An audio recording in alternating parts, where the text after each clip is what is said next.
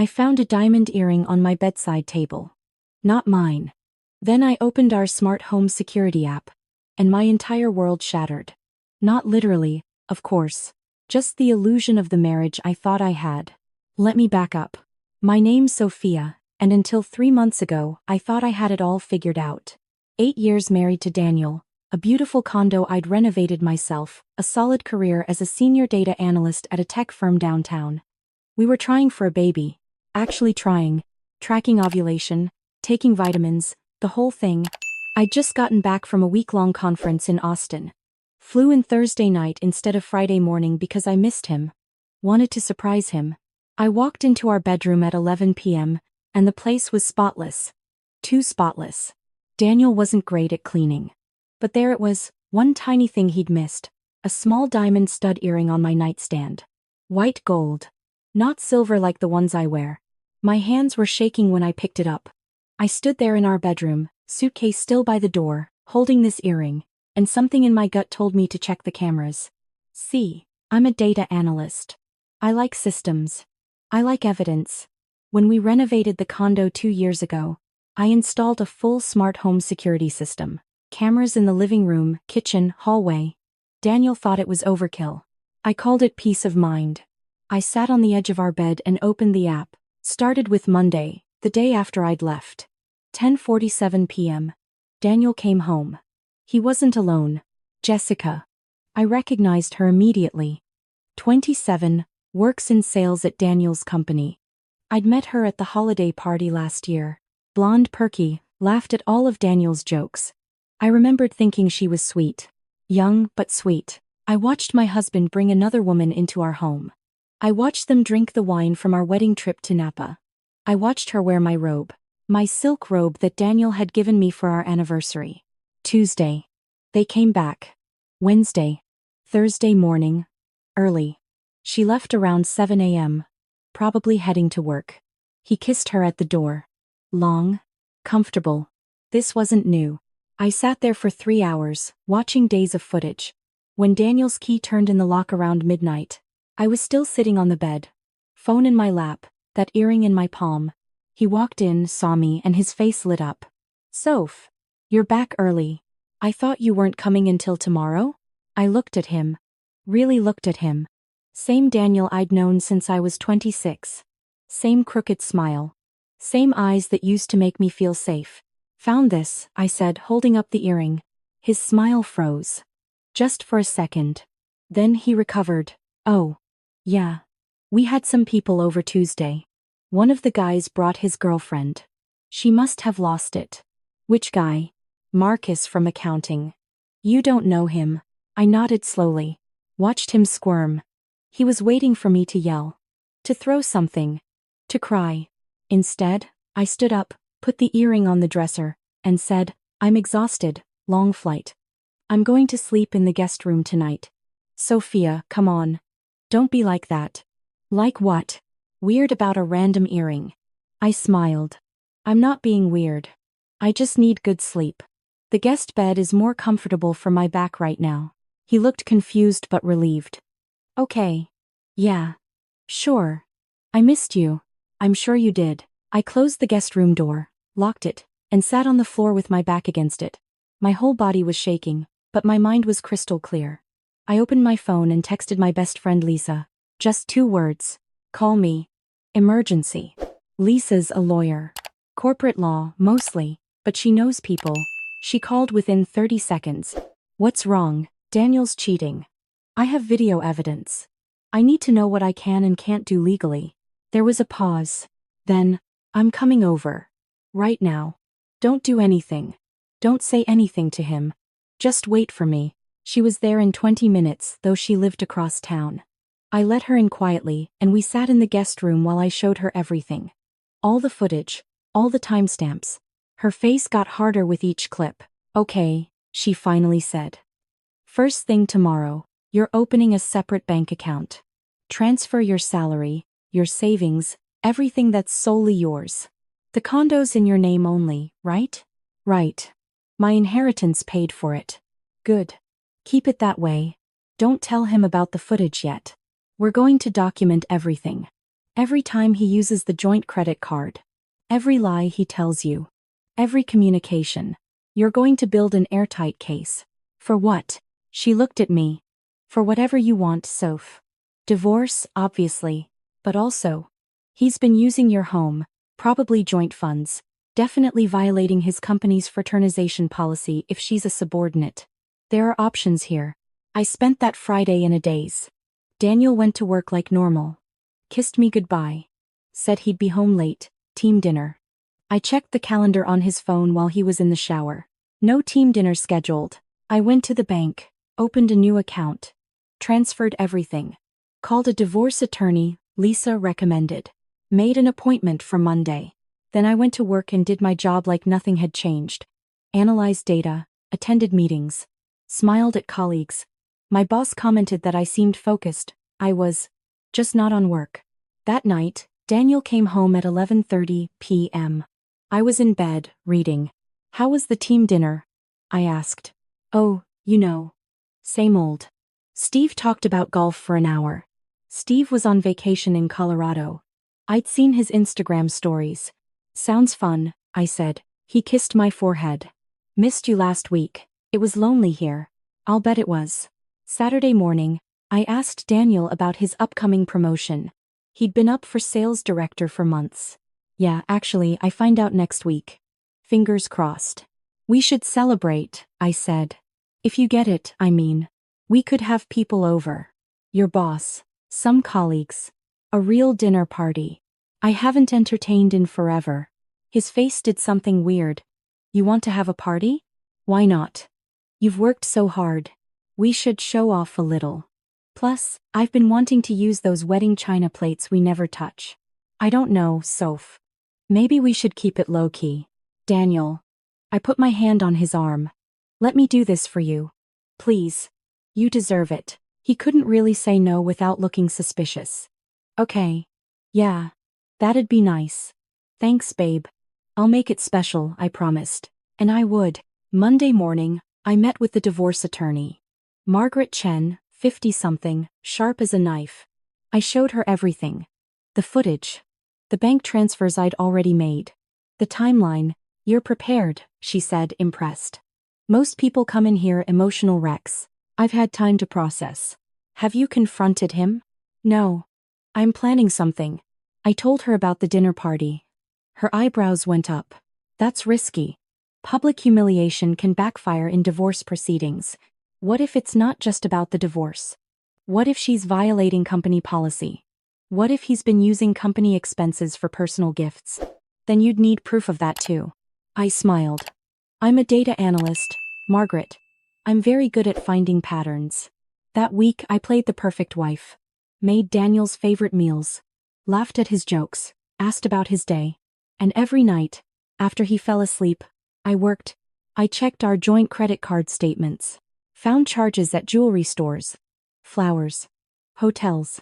A weekend trip to Napa, our special place.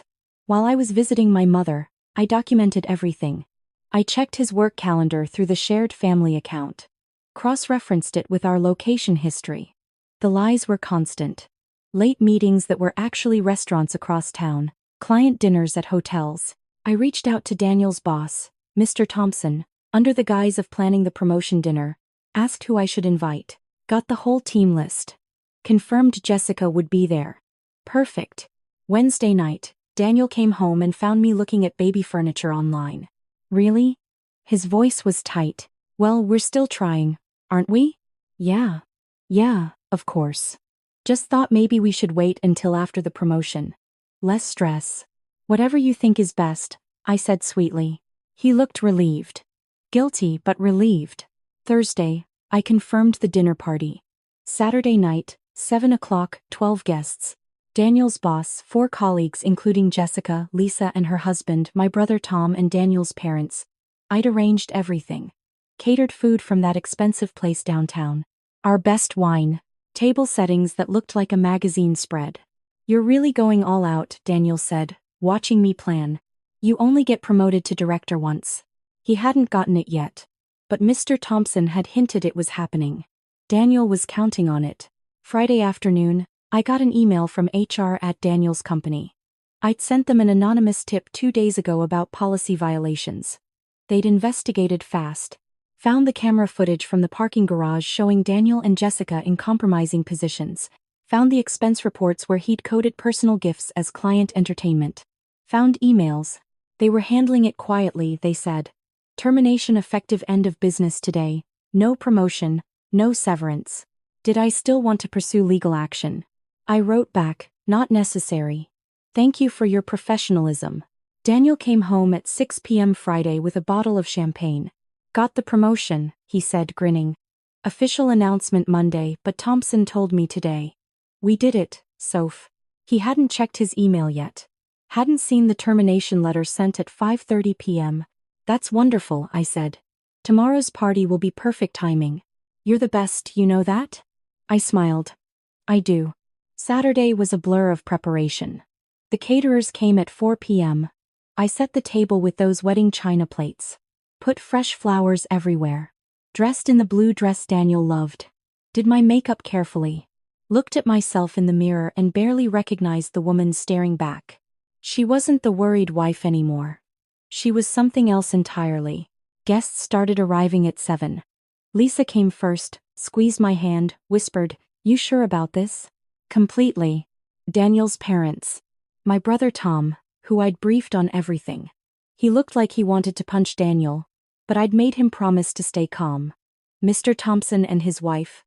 The colleagues, including Jessica, who showed up in a tight red dress and couldn't look me in the eye. Daniel was in heaven. Playing host. Accepting congratulations. He still hadn't checked his email. Had no idea he'd been fired 24 hours ago. We sat down for dinner at 8. I'd arranged the seating carefully. Daniel at the head of the table. Me at the opposite end. Jessica 3 seats down from him. Mr. Thompson to my right. During the main course, Daniel stood up with his champagne glass. I just want to say thank you all for coming. This promotion means everything to me, and I couldn't have done it without my amazing wife, Sophia. She's been so supportive, so patient with all the late nights and stress. Honey, this is for us. Everyone raised their glasses. I raised mine too. Then I stood.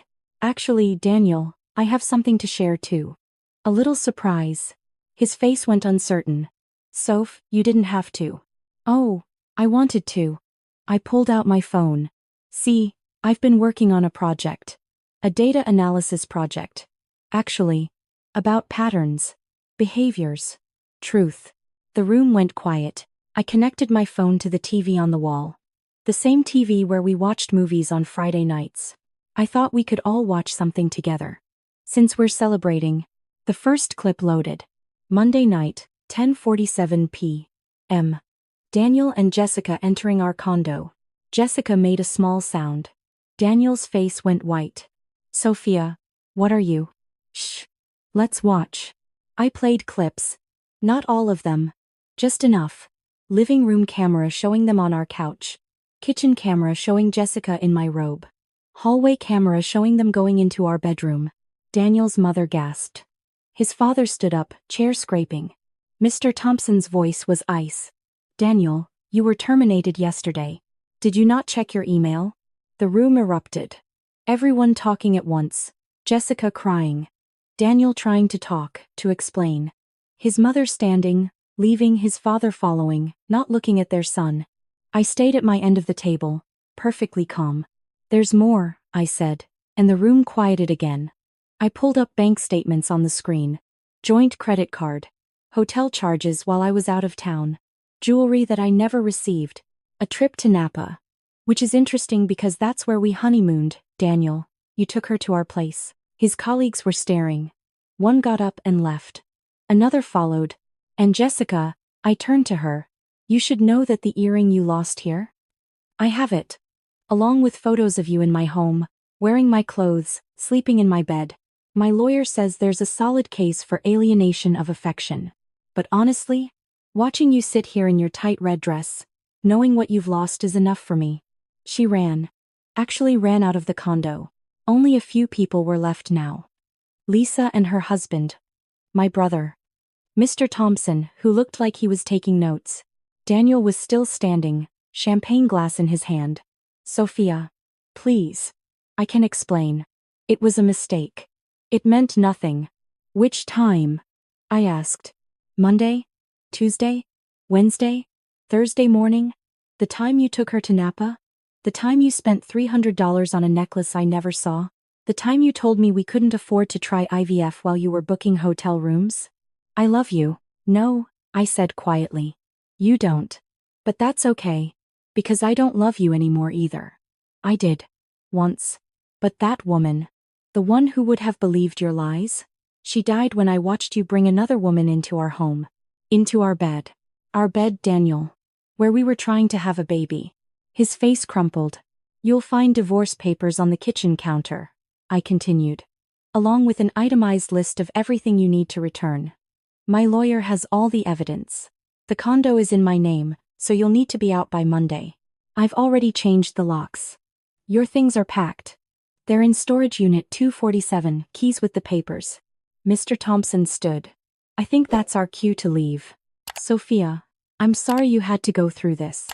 For what it's worth, the company takes these violations very seriously.